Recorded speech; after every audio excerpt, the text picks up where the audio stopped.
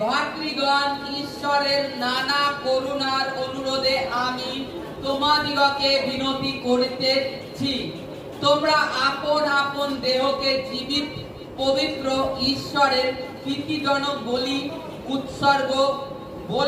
উৎসর্গ করো, ইহা তোমাদের চিত্ত সঙ্গত আরাধনা।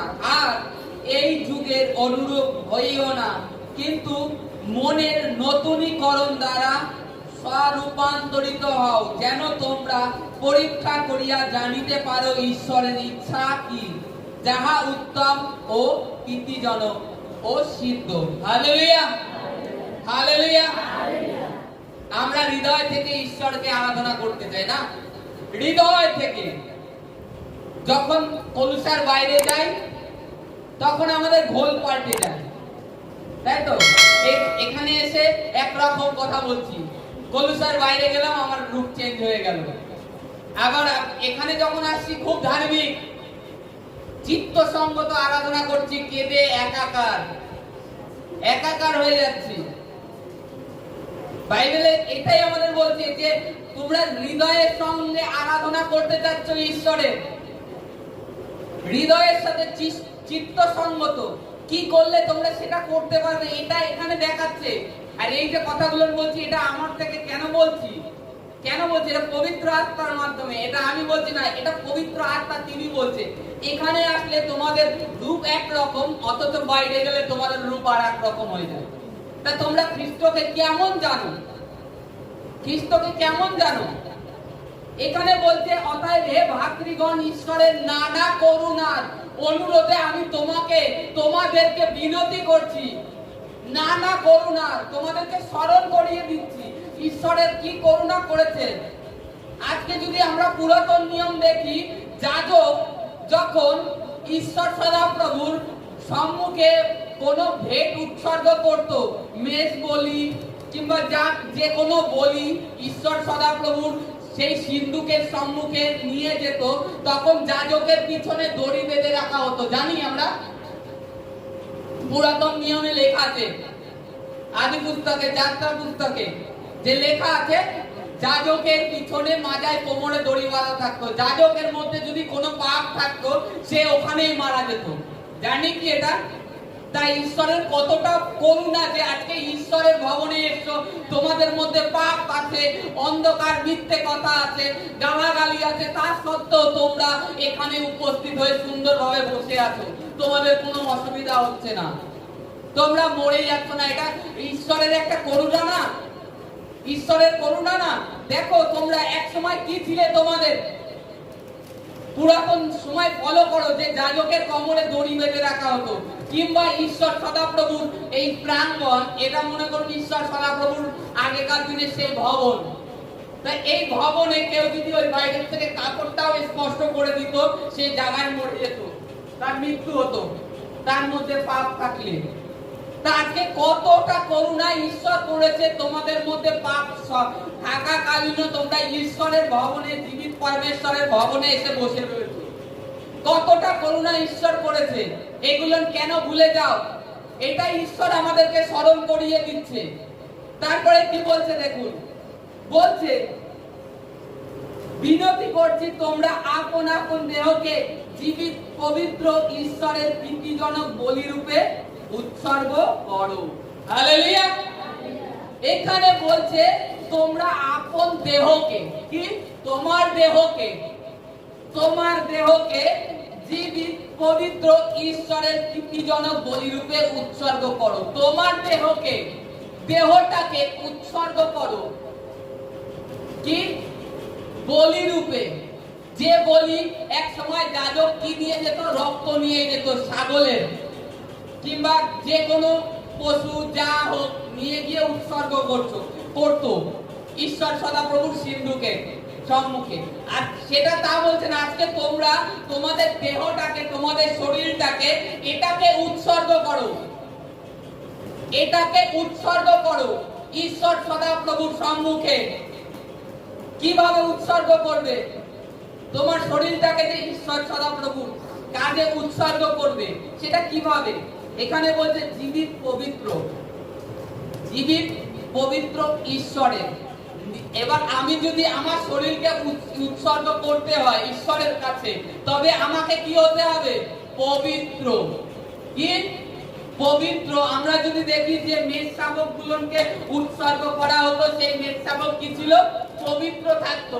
তার মধ্যে কোনো পা ভাঙা, চোখ কানা, কান কাটা এরকম ছিল না, কিংবা চলতে পারতো না এরকম ছিল না। সেটা পবিত্র হতো, ফ্রেশ হতো। তাকে সেইভাবেই রাখা হতো যে এই ছাগলটাকে ঈশ্বরের রাজ্যে আমি উৎসর্গ করব, এইভাবে পালন করা হতো। তা আজকে তুমিও তোমাকে সেইভাবে তৈরি করো। কি করতে হবে? তোমার মধ্যে যে পাপ, ব্যভিচার, মন্দ কর্ম, তোমার শরীরের মধ্যে যা আছে এভরিথিং দূর করো। যখন এইগুলো দূর করবে, মিথ্যে কথা বলা, চুরি করা, তখনই তুমি এসে বাক্য শুনছো কিংবা ঈশ্বরের রাস্তাঘাটে যেখানেই থাকছো, তখনই তোমার আরাধনা চিত্ত সঙ্গত হবে। কি চিত্ত সঙ্গত? মানে হৃদয়ের থেকে আরাধনা হবে, সেটা আর ভুল নয়। এইটাই আমাদের বাইবেলে এটাই শিক্ষা দিচ্ছে। কিন্তু আমরা কি করছি?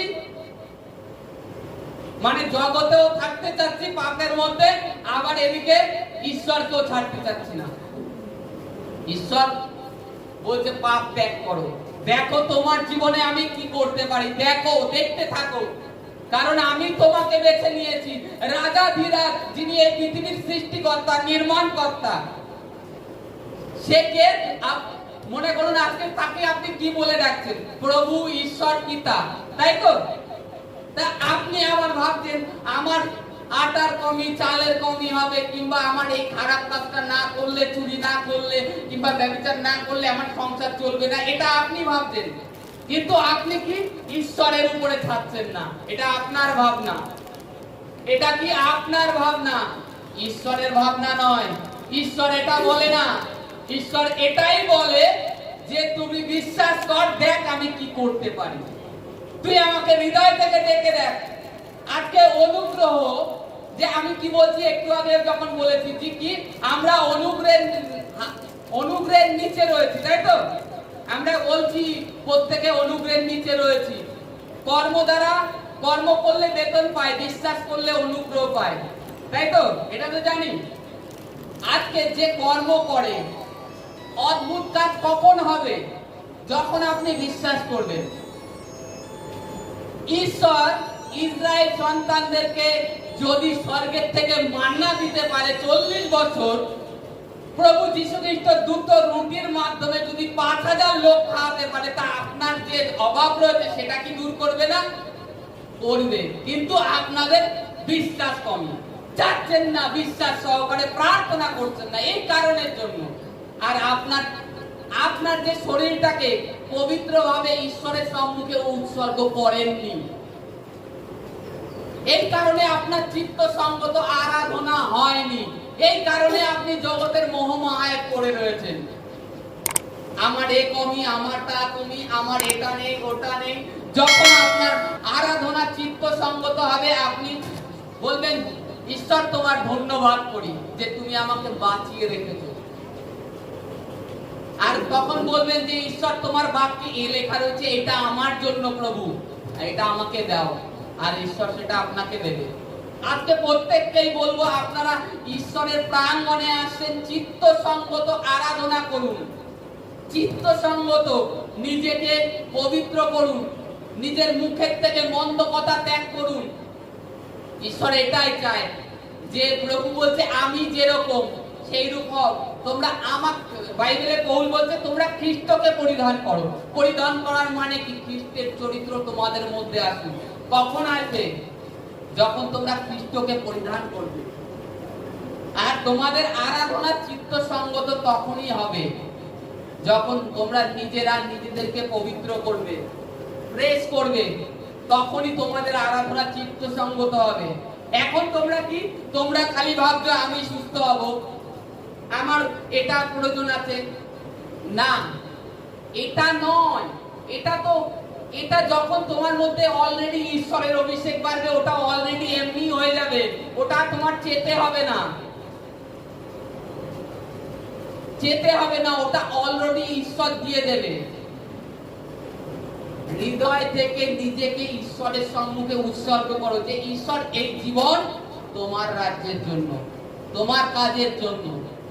আমাকে, আমার মধ্যে যে মন্দতা আছে সেগুলো আমার জীবন থেকে আস্তে আস্তে ধীরে ধীরে দূর করো। হালেলুয়া। আমরা যেন সেটাই করি, আমরা যেন সেটাই করি। আর কি বলছে? বলছে আর এই যুগের অনুরূপ হইও না, কিন্তু মনের নতুনিতকরণ দ্বারা রূপান্তরিত হও। কি?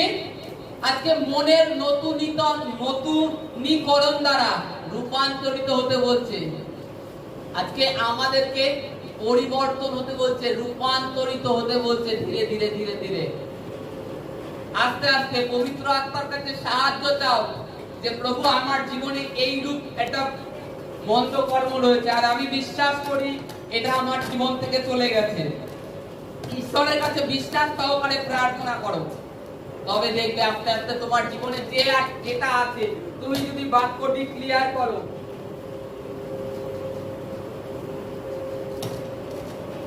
বাক্যটি ক্লিয়ার করো, আর সেটা তোমার জীবন থেকে আস্তে আস্তে দেখবা নেই, আউট হয়ে গেছে, আউট হয়ে গেছে। যে জিনিসটার জন্য তুমি প্রার্থনা করছো সেটা তোমার জীবন থেকে আউট হয়ে গেছে, কিংবা তুমি পেয়ে গেছো যদি পাওয়ার হয়ে থাকে। তারপরে এখানে বলছে রূপান্তরিত করার মানে ধীরে ধীরে পরিবর্তন হওয়া, নিজেকে বদলানো। তারপরে বলছে যেন তোমরা পরীক্ষা করিয়া জানিতে পারো ঈশ্বরের ইচ্ছা কি। হালেলুয়া। এবার এখানে এটাও বলেছে তোমরা যাতে জানতে পারো ঈশ্বর তোমার থেকে কি চায়, তার ইচ্ছাটা কি, এটা তোমরা জানতে পারো ঈশ্বরের কাছ থেকে, তার পরীক্ষার মাধ্যমে। আর বলছে যাহা উত্তম ও প্রীতিজনক ও সিদ্ধ। কি উত্তম মানে ভালো, প্রীতিজনক ভালোবাসার পাত্র, আর সিদ্ধ মানে পরিপক্ক, পরিপক্ক হওয়া খ্রিস্টতে, পরিপক্ক। আব্রাহামকে ঈশ্বর বলেছিল আমার উপস্থিতিতে চলতে থাকো আর সিদ্ধ হতে থাকো, মানে পরিপক্ক হতে থাকো। আব্রাহাম মানে অতদূর যাব না। হালেলুয়া। আজকে আমাদেরকেও ঈশ্বরের বাক্যে সিদ্ধ হতে হবে, জানতে হবে, আর যেন আমরা পরীক্ষা করে জানতে পারি ঈশ্বরের ইচ্ছা কি আমাদের জীবনের থেকে, ঈশ্বর কি চাচ্ছেন। আর আমাদের সেই আরাধনা যার জন্য আমরা আজকে সামথিং এখানে নেই, অনেকে 10 বছর 12 বছর হয়ে গেছে এসছি, কিংবা এবার যতদিন আমরা হৃদয়ে আমাদের মধ্যে মনের মধ্যে এইরূপ সংকল্প করে নিয়েছি যে প্রভু মরিত তুমি, বাঁচিত তুমি, সংকল্প করে নিয়েছি, কিন্তু কিছু কিছু ভুল যে জিনিসগুলো আমাদের মধ্যে রয়েছে, এই কারণে আমাদের চিত্ত সঙ্গত আরাধনা এটকে যায়। কি বললাম, যেরকম ছোটখাটো পাপ, মুখ থেকে গালাগালি দেওয়া, মিথ্যে কথা বলা, চুরি করা, কাউকে মানুষকে ঠকানো, এটাই হচ্ছে গিয়ে আমাদের ওই চিত্ত সঙ্গত আরাধনা থেকে বঞ্চিত করে। তো আপনি ডাকছেন খুব হৃদয় থেকে, যখন ডাকেন হৃদয় থেকেই ডাকেন, কিন্তু পরে যখন আবার সেই পাপটায় লিপ্ত হয়ে যান তখন আপনার ভিতরে আপনি একটা বাধা পান। এটা আমি না, বাইবেল বলছে, মানে যাকব অধ্যায়ে লেখা রয়েছে, যখন আমরা আমাদের মধ্যে নিজেদের হৃদয় আমাদেরকে দোষী পায়, আমরা ঈশ্বরের কাছে কিছু চেলে সেটা পাই না।